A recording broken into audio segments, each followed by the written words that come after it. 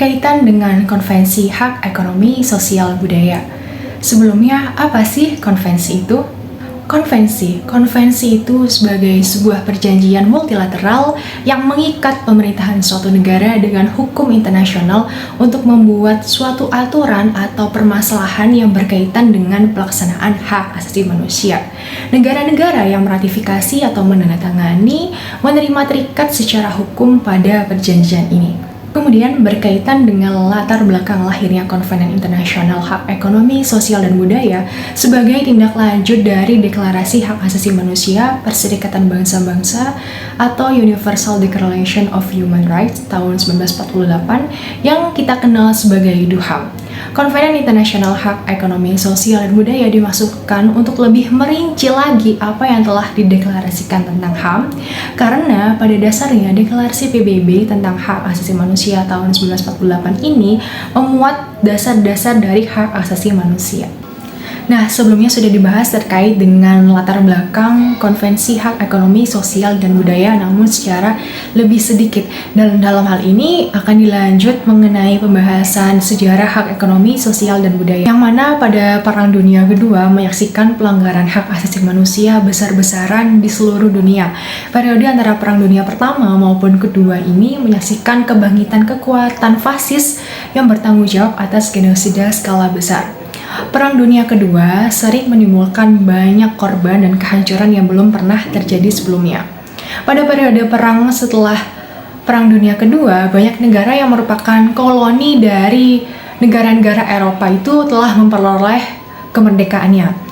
Skenario dunia yang berlaku dan sebagai akibat dari pengalaman perang, dunia itu merasa bahwa perlunya sebuah badan internasional untuk memantau negara-negara guna memastikan kekerasan sebesar ini tuh tidak akan terulang kembali.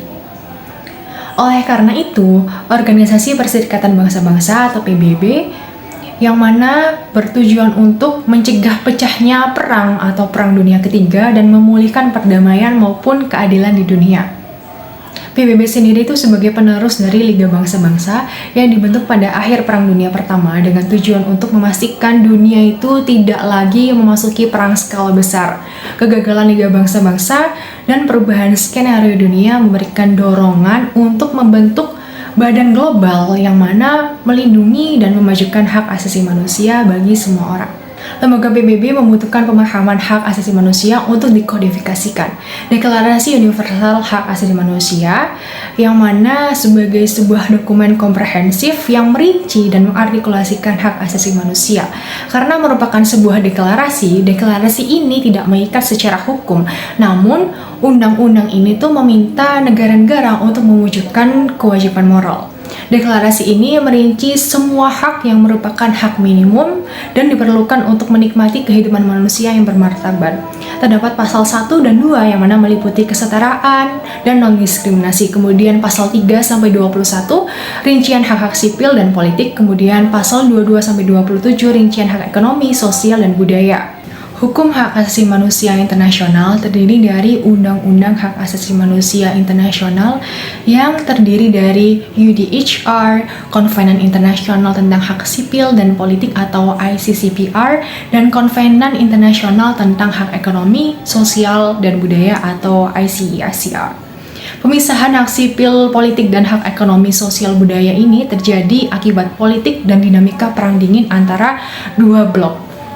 Dalam hal ini, ICESCR adalah perjanjian multilateral yang berfokus pada hak ekonomi, sosial, dan budaya.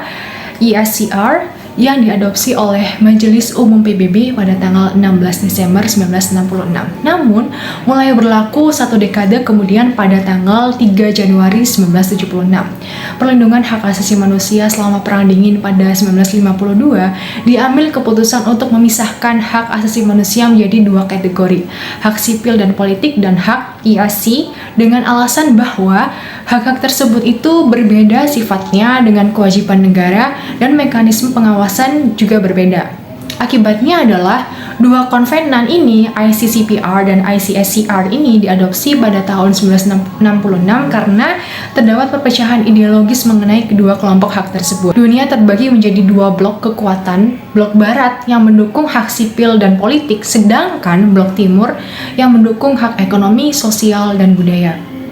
Blok Barat, di sini Blok Barat itu bekerja keras untuk menekankan bahwa hak-hak IASI secara fundamental berbeda dengan hak sipil dan politik.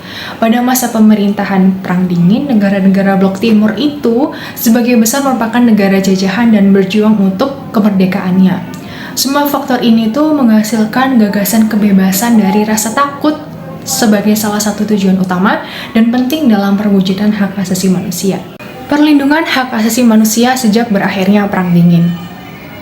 Secara historis, hak-hak ini tuh kurang mendapatkan perhatian dibandingkan hak sipil dan politik. Jumlah negara yang meratifikasi ICSCR meningkat secara signifikan setelah Konferensi Dunia Hak Asasi Manusia di Wina tahun 1993. Semua hak asasi manusia itu bersifat universal. Hak-hak IASI mencakup hak untuk menentukan nasib sendiri, kesetaraan, non-diskriminasi, pekerjaan, kondisi di tempat kerja, jaminan sosial, kesehatan, pendidikan, makanan, sanitasi, maupun hak perumahan dan budaya lainnya. ICSCR diawasi oleh Badan Perjanjian yang disebut Komite Hak Ekonomi Sosial dan Budaya, CESCR. Badan perjanjian ini dibentuk pada tahun 1987 untuk memantau dan mendorong negara-negara dalam menegakkan dan melaksanakan kewajiban internasional mereka. Berdasarkan Perjanjian Hak Asasi Manusia Internasional (ICSCR), pada tanggal 10 Desember 2008, Majelis Umum mengadopsi protokol opsional OPISCR yang memungkinkan CESCR menerima dan mempertimbangkan komunikasi pengaduan individu yang melanggar hak-hak mereka.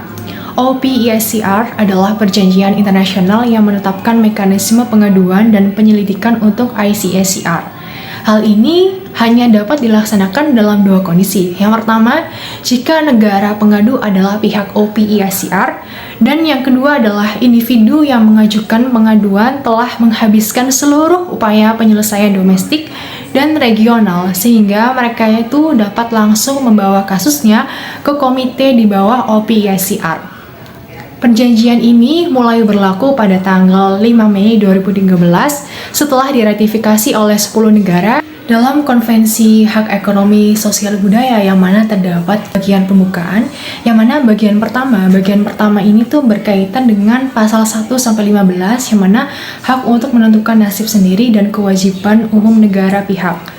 Kemudian bagian kedua, pasal 16-23 menguraikan kewajiban negara dan mekanisme implementasi internasional. Kemudian bagian ketiga, pasal 24-31 berisi proses pelaporan dan menguraikan penafsiran perjanjian ICSCR, menetapkan kewajiban bagi negara pihak untuk menghormati, melindungi, dan memenuhi hak-hak dan standar-standar yang terkandung di dalamnya. Sebuah negara harus memiliki upaya yang jelas dalam memperoleh hak-hak ekonomi sosial dan budaya yang tertuang dalam ICSCR. ICSCR sendiri stands for International Covenant of Economic, Social, and Cultural Rights.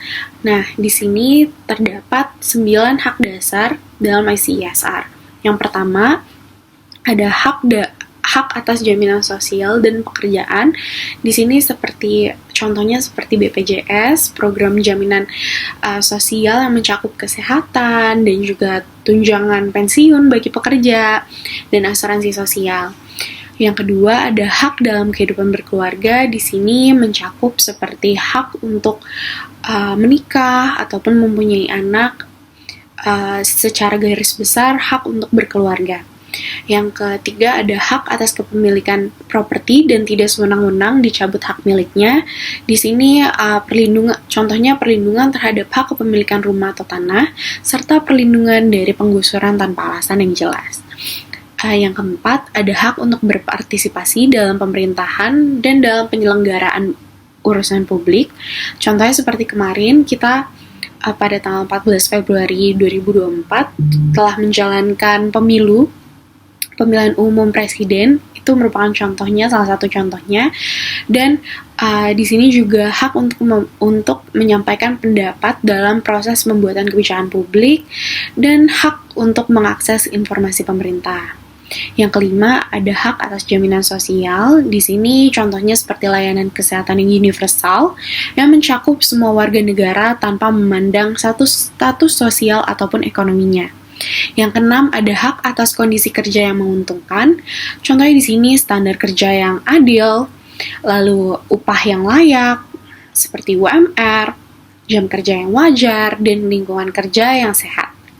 Yang ketujuh, ada hak atas standar hidup yang memadai untuk kesehatan, kesejahteraan, termasuk makanan, pakaian, tempat tinggal, dan perawatan medis. Contohnya, program bantuan sosial yang menyediakan akses ke makanan, perumahan yang layak, serta perawatan kesehatan medis yang terjangkau. Yang kedelapan, ada hak atas pendidikan. Di sini contohnya seperti akses universal ke pendidikan dasar dan menengah yang berkualitas tanpa diskriminasi. Yang kesembilan, ada hak untuk berpartisipasi dalam kehidupan budaya dan menikmati manfaat kemajuan ilmiah dan aplikasinya. Contohnya, akses ke kegiatan budaya dan pendidikan yang mencakup seni, musik, literatur, serta manfaat dari kemajuan ilmiah seperti teknologi informasi dan komunikasi. Seperti yang kita ketahui sekarang, sudah banyak gadget ataupun media sosial yang harusnya dapat dirasakan oleh semua masyarakat. Selanjutnya mari kita lihat bagaimana implementasi konvensi internasional tentang ICSR ini atau tentang bagaimana hak ekonomi dan sosial budaya. Nah, banyak negara kemudian sudah meratifikasi kebijakan ini dan terdapat beberapa implikasi yang kemudian bisa kita lihat dari diratifikasikannya kebijakan ini. Pertama adalah peningkatan kesejahteraan sosial. Implementasi ICSR ini mendorong negara-negara untuk kemudian mengadopsi kebijakan dan program yang mendukung kesejahteraan masyarakat sosial seperti hak atas kelayakan hidup, atas pekerjaan yang layak, kemudian tempat tinggal yang layak, dan juga akses layanan kesehatan dan pendidikan yang berkualitas. Kedua adalah penanggulangan kemiskinan. Negara-negara yang menetapkan ICSR cenderung memprioritaskan kemudian upaya untuk mengurangi kemiskinan, teman-teman, kesenjangan sosial serta meningkatkan akses masyarakat terhadap sumber daya yang diperlukan untuk kehidupan layak. Contohnya seperti apa? Contohnya seperti negara-negara Nordik, seperti Swedia, Norwegia, di mana mereka menerapkan sebuah sistem kebijakan dikenal dengan UBI atau Unit Basic Income, di mana masyarakatnya tersebut diberikan sebuah basic upah atau insentif yang mereka dapatkan untuk memenuhi kebutuhan mereka sehari-hari. Nah, contoh negara ini, Nordik ini memang contoh negara yang sukses dalam menerapkan atau menjalankan nilai-nilai dalam ICSR ini. Ketiga, terkait perlindungan hak buruh. Nah, implementasi ICSR ini mendorong negara untuk kemudian mengadopsi yang kebijakan yang memperhatikan hak-hak daripada pekerja juga. Khususnya kalau kita bisa lihat contohnya itu dari negara-negara di Amerika Latin yang mana mayoritas cukup banyak buruh di sana, misalnya seperti Uruguay, Costa Rica, yang telah mengambil langkah-langkah untuk meningkatkan akses terhadap layanan kesehatan dan pendidikan, serta mengadopsi kebijakan yang mendukung hak-hak buruh dan upah minimum yang layak bagi pekerja di sana. Kemudian adapun di selain beberapa negara tersebut, salah satu negara yang cukup sukses menerapkan ICSR ini berdasarkan laporan yang saya terima dari website resmi ICSR tentang konvensi tersebut, Australia adalah salah satu negara yang kemudian secara rutin menerapkan kebijakan-kebijakan yang sejalan dengan apa yang diinginkan dalam ICSR. Salah satu contohnya adalah ketika COVID-19. Nah, pada masa COVID-19, ketika negara Australia melakukan karantina kepada masyarakat Australia, nah pada saat itu juga kemudian orang-orang yang dikarantina dan juga pekerja yang di PHK itu diberikan insentif untuk kemudian memenuhi kebutuhan hidup mereka, teman-teman. Nah, tidak hanya itu, tidak hanya permasalahan COVID-19 yang dimana Australia ini sukses mengimplementasikan kebijakan ICSR ini terhadap regulasi domestik mereka. Selanjutnya adalah tentang permasalahan climate change. Nah,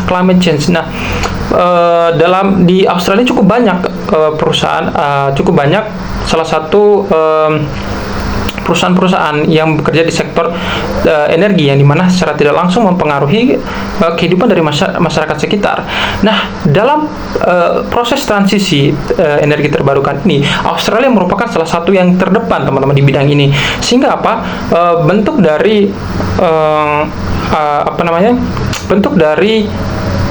kepatuhan Australia ini bisa kita lihat tidak hanya dalam sektor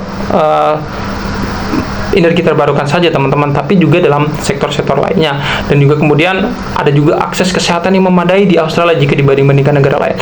Tapi jika kita mengatakan akses kesehatan, maka dan juga akses pekerjaan yang layak, maka kita bisa katakan negara Nordik merupakan salah satu negara yang berhasil dan sukses untuk menerapkan kebijakan ICSR ini.